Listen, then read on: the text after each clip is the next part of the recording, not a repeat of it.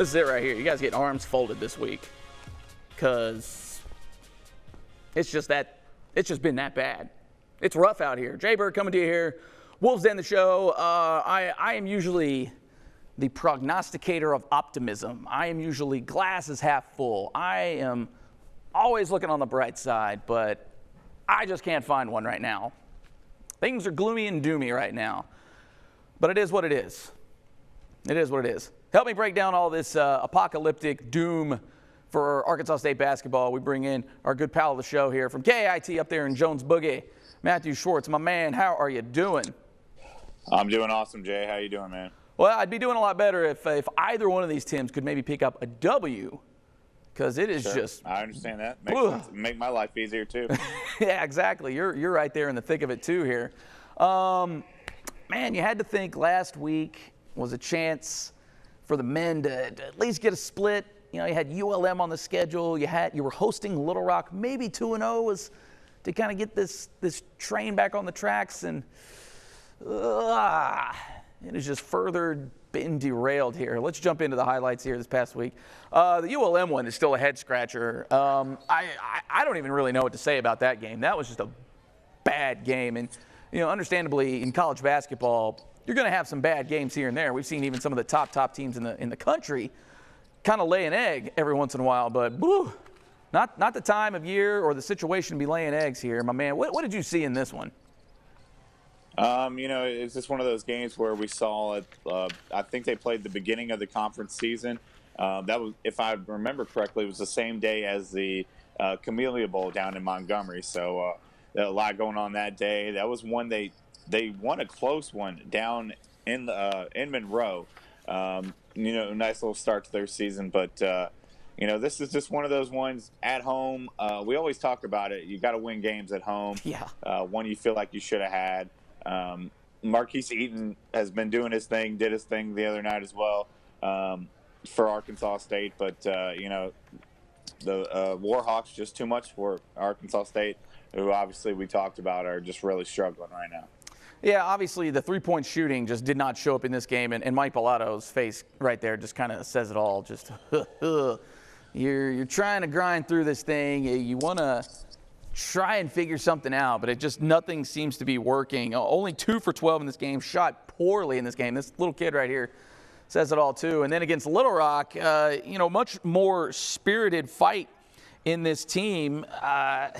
You know, you can't really be that upset at losing to Little Rock. I mean, they're having a fantastic year. They've got some great players on that team, but I think it's just compounded with the fact now that this is up to a 7-game losing streak.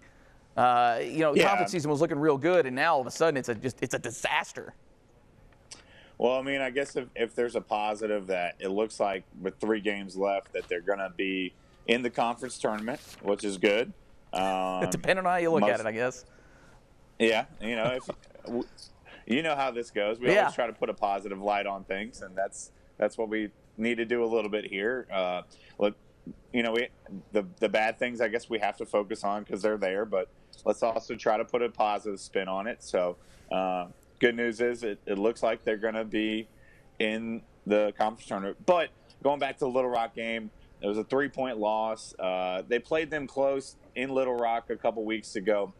So I look at it again positively that, you know, that's supposed to be the best team in the league, and you played them close twice. So I think this team has just seen some bad fate, I guess you could say, or bad luck, however you want to phrase it. But they've shown that they can compete with any team in the league. I think that's the one thing, regardless of the outcomes, you have to look. And I know some of those scores might be double-digit deficits, but other games, I mean, look, they really have competed well with teams throughout this league. So I think that's one thing that I've noticed with Coach Bellato and those guys that, you know, despite this losing streak, that they haven't gotten down. They've remained positive. They've remained optimistic, you know, and they, you know, I guess the results really haven't shown for it, but that hasn't changed their mindset. So I have to give that as a credit to them for that. Now, is there something you've noticed? Because purely just looking at box scores, and granted, I know there's a lot more to a game than purely box scores, but I mean, what is it? I mean, I know I've personally been on the free throws. Now, statistically, they're not awful at shooting free throws, but they don't seem to hit timely free throws. And they look tired.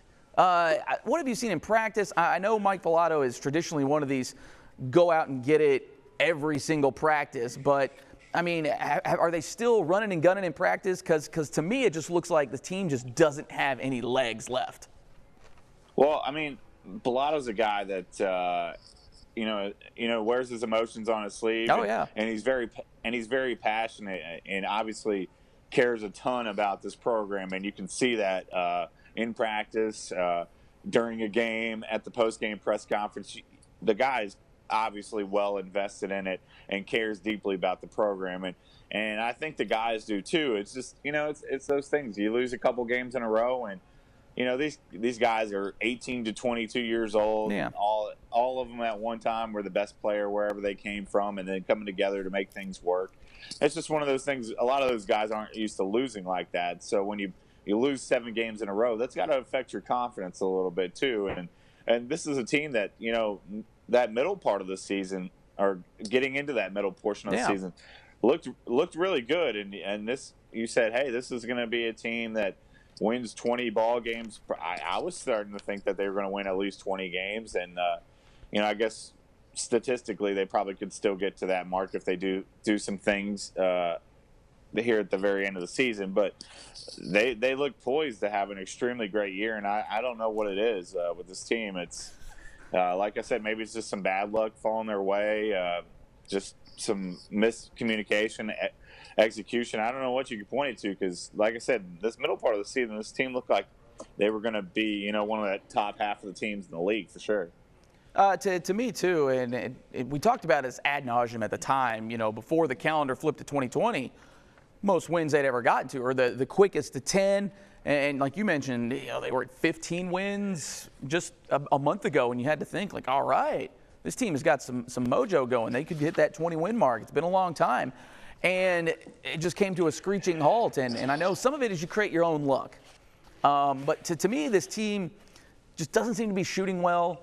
And even when they do shoot well, they allow other teams to shoot well. And it's almost kind of that whole concept of they're playing to the competition, because, you play against ULM, a team that's, statistically not very good, and they can't throw the ball in the ocean. But then you play against the likes of Little Rock, best team in the league right now. They came to play and only lose by 3, and it was a back and forth affair. Even had the lead late in the second half in that game. To me, I don't even know what to say anymore. It's hard to answer that, because it's like, what is it? This is a team that, like you mentioned those stats about how quick they got to some of those win plateaus this year, and then it's just kind of gone the complete opposite direction. So, that might be an internal thing that, as much as access as that we get, we don't see that what maybe really is a problem. Yeah. I can tell you one thing, that I've noticed is that Marquise Eaton has been the consistent guy throughout this whole thing. That, the guy, Jonesboro High School product from right here in our backyard. I mean, that guy's been carrying the load for this team. He's, last year I know he was kind of, I wouldn't say second fiddle, but he was right there behind Ty Cockfield. And, this year clearly it's been his team. We've seen Caleb Fields, the freshman. He's had a lot of great games, kind of the last couple games kind of fallen off. But as a freshman this point in the year, when you're playing, almost as many games as you played all in your high school career, that's got to catch up to you. And then we saw Mello Eggleston right when he became eligible. He had a few good games in a row, and you're like, oh, man, this is going to be an added weapon to this offense. And, we've kind of seen him have some struggles of late as well. So I don't know what you can really pinpoint this to. That's something that just might be within the locker room that, you and I can't see. Sure. Yeah, it's weird. And to me, I don't know if teams are adjusting and they just don't have a counter adjust, or, again, I'm still a product of this team's tired. And I know you've mentioned before they're being led by a couple of freshmen. You're starting to get to that kind of time of year, but again, I guess too, for me here, I'm gonna look at the glass half full in one aspect here. Is Marquise Eaton balling out of control? He's been at it here. Let's take a look at the standings, kind of see where things fall right now. Obviously, Little Rock still holding down the top spot. And then everything kind of gets a little convoluted here. Texas State, just a few weeks ago, this team was kind of meh, but they've really come on of late. And then you got a logjam here with the Georgias and South Alabama all sitting at 11-7. So Little Rock still not even really guaranteed that double bye just yet. They're looking real good for it though. But that's it's real close up there, and there's still a lot to be decided here. Kind of looking down there, you get into 6th place, App State, Texas Arlington getting their stuff together, and then there's Arkansas State. They were 7-4 at one time, if you could absolutely believe it, and also 15-7.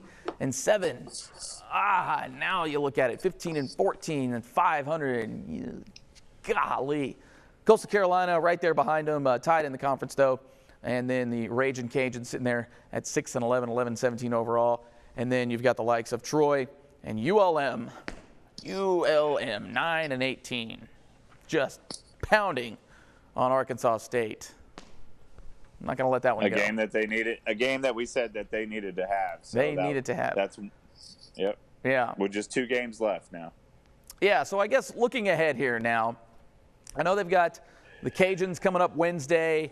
Man, what do we give me some hope, Schwartz. Give me some hope with this team, because right now I just don't have any.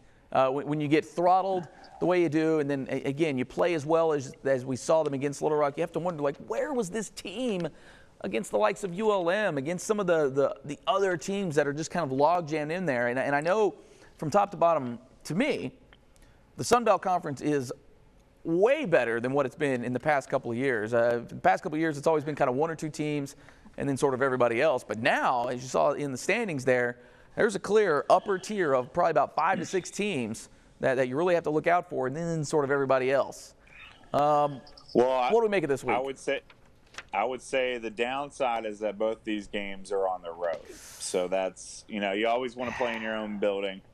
If you look at it, the Louisiana game, that's a team that's below you in the standings. So, theoretically speaking, that's a game you feel like you should have, that you should be able to win.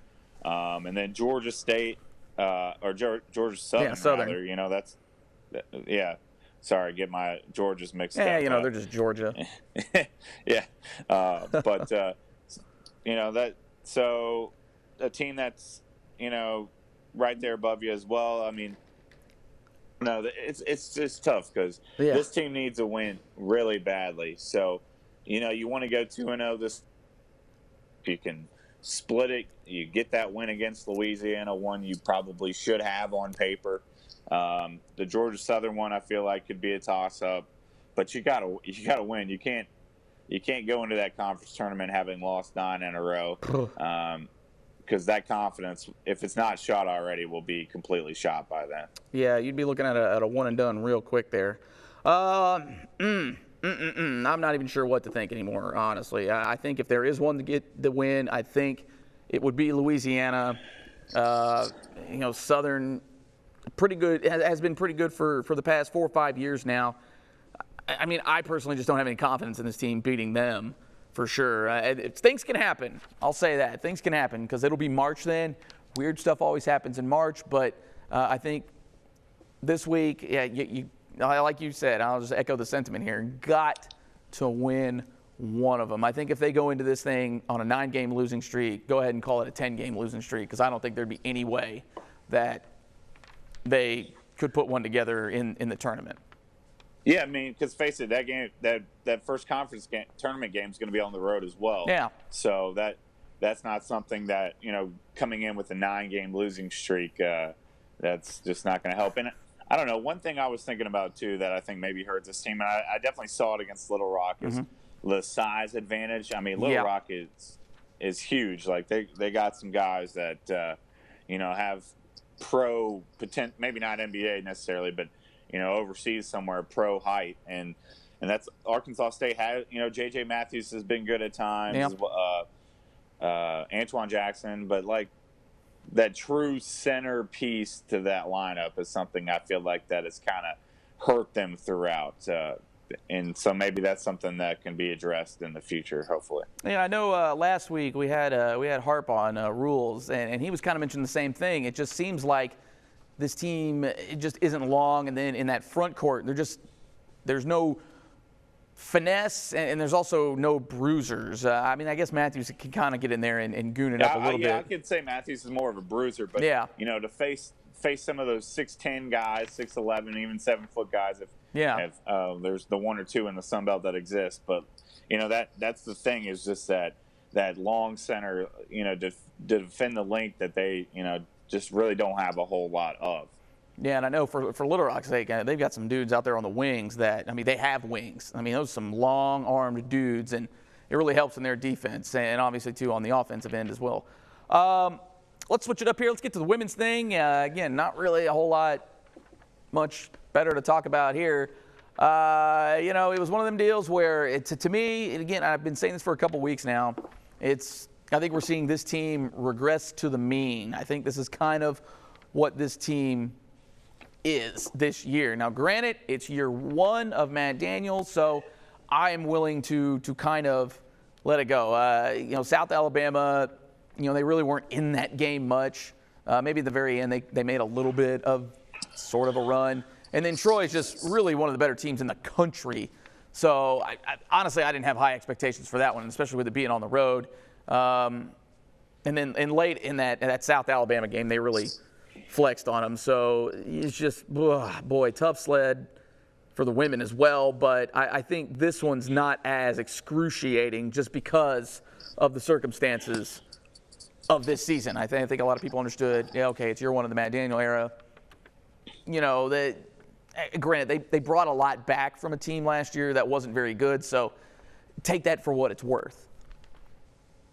Yeah, and I think it's been a big change in pace of how they've played.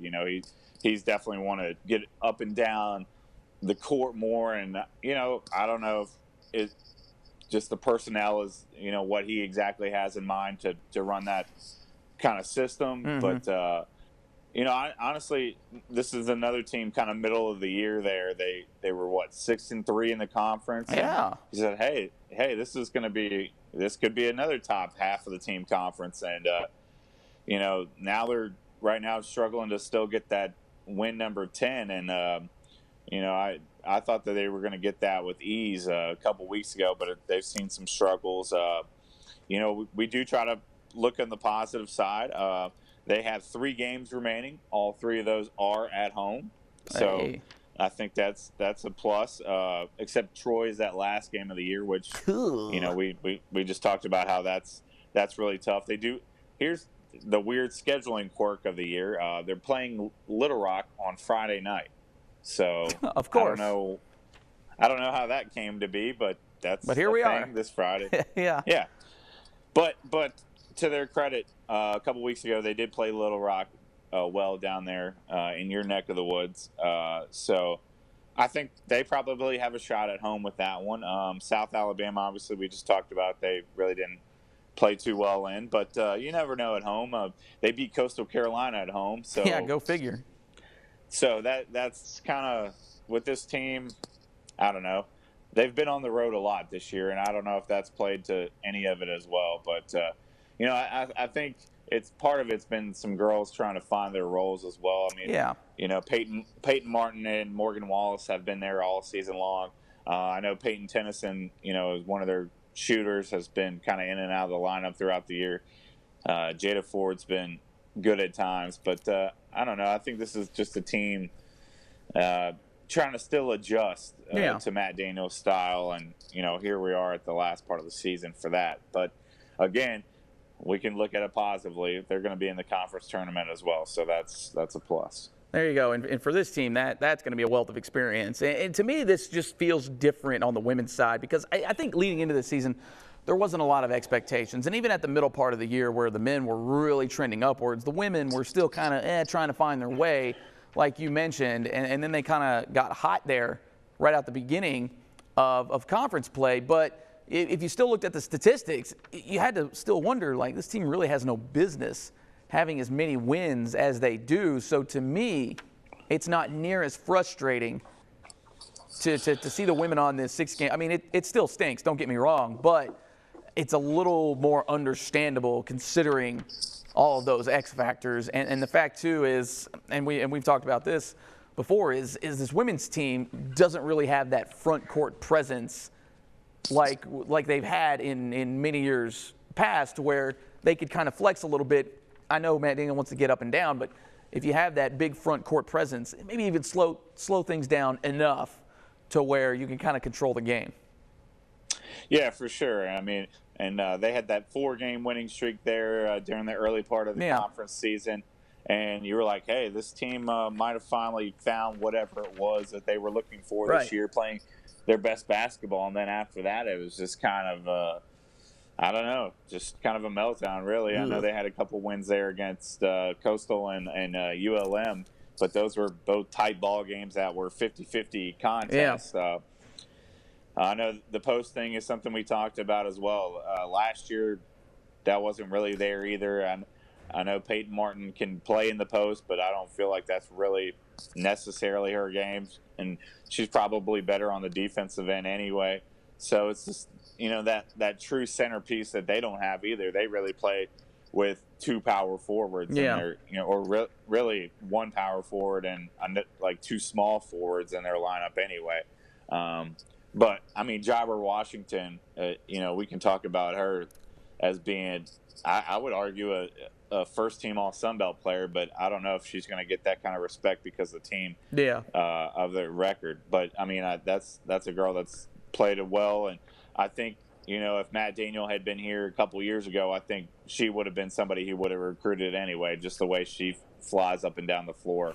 I think she's going to be kind of the centerpiece of this program over her next 2 years as well. So that's something that I think that fans can look forward to as well. Yeah, there are some pieces there that you'd have to think that, okay, this is something, if you surround them, something could click, something could work. And again, I know a lot of people are kind of down and out, and Twitter's buzz right now with these two teams, but losing 13 games combined, that's going to happen. So it'll be interesting to see going forward. I guess for this team too, another one that's just, man, they are in desperate need of a win. Now, like you said, you've got 3 home games. They always seem to not beat Little Rock. Troy's coming to town. I mean, give me some hope, Schwartz. Give me some hope here. I'm out here looking for it.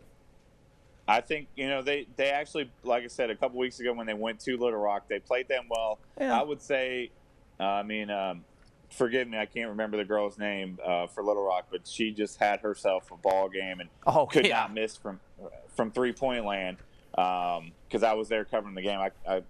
Her name's slipping from my mind, but I know she just had a heck of a second half, and that's really what led that team to the win that day. So I'm going to say that they're going to definitely have a shot to win that Little Rock game.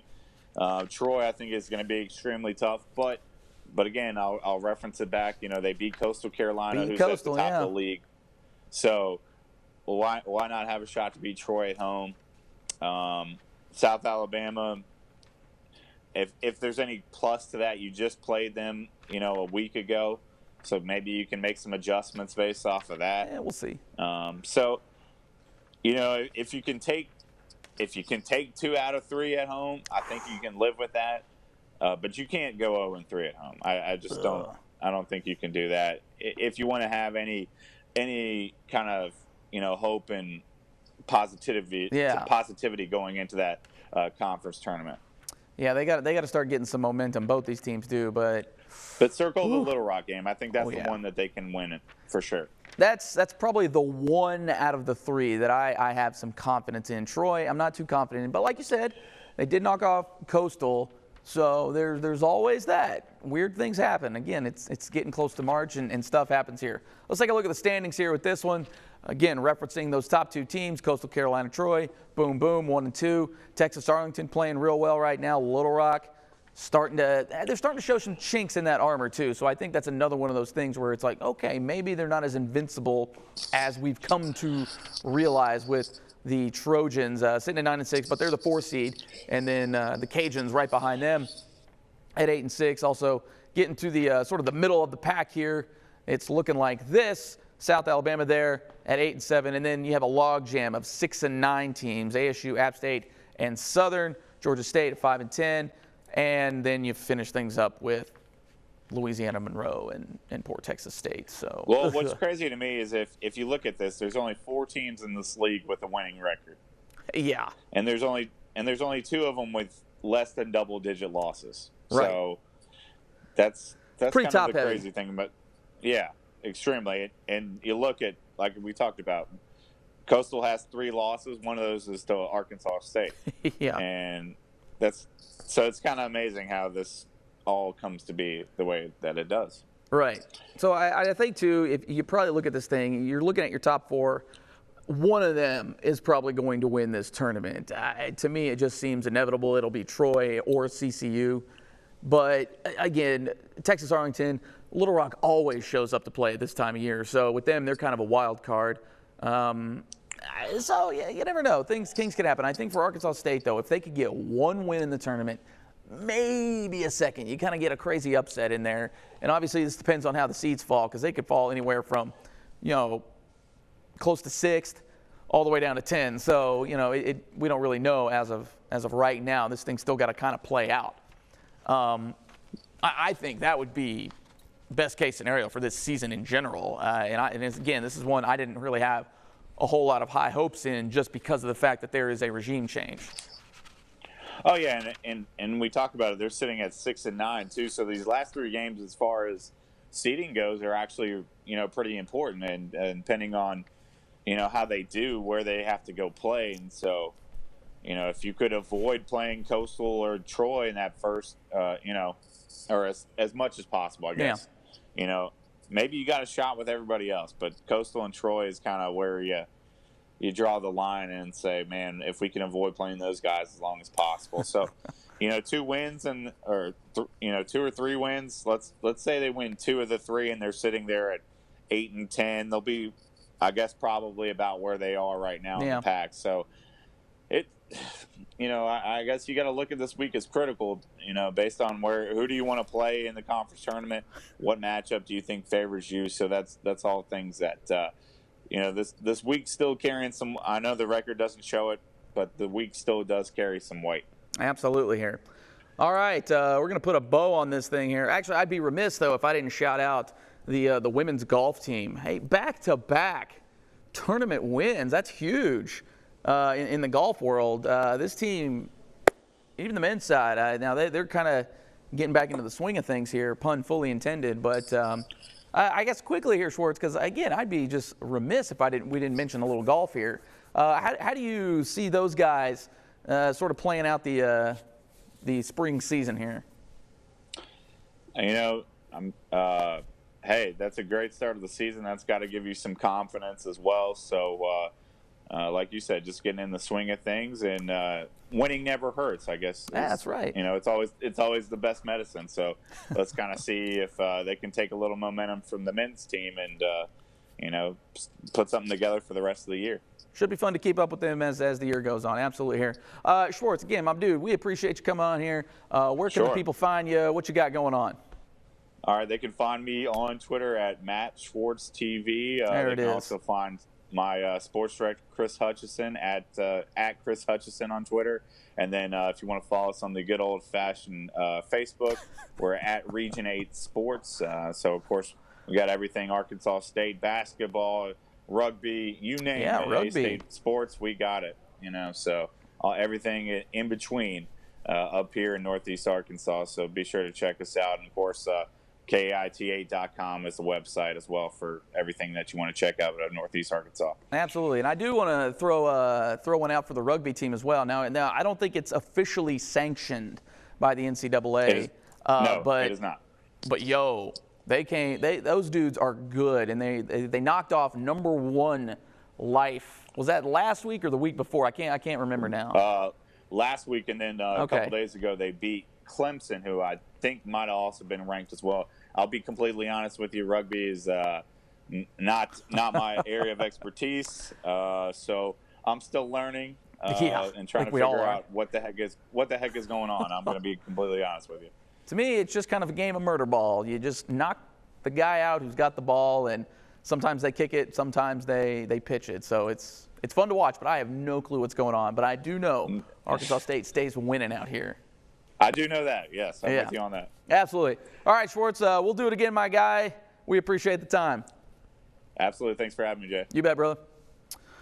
All right, so again, it's critical week here for the basketball teams. Got to get things together. Baseball getting back into the swing of things as well. Got swept this past week by New Orleans, but it's still early. They're still playing in the cold, and they just got to warm up a little bit here. But we will keep track of the teams here. It's about tournament time here. Both teams look to be in the tournament, so we'll obviously follow them until they get bounced. So hopefully that is later rather than sooner, but we'll see what happens here. Again, I'm a little doom and gloom, but now I got a little pep back in my step here. Schwartz is giving me positive vibes only, and that's what we're here for.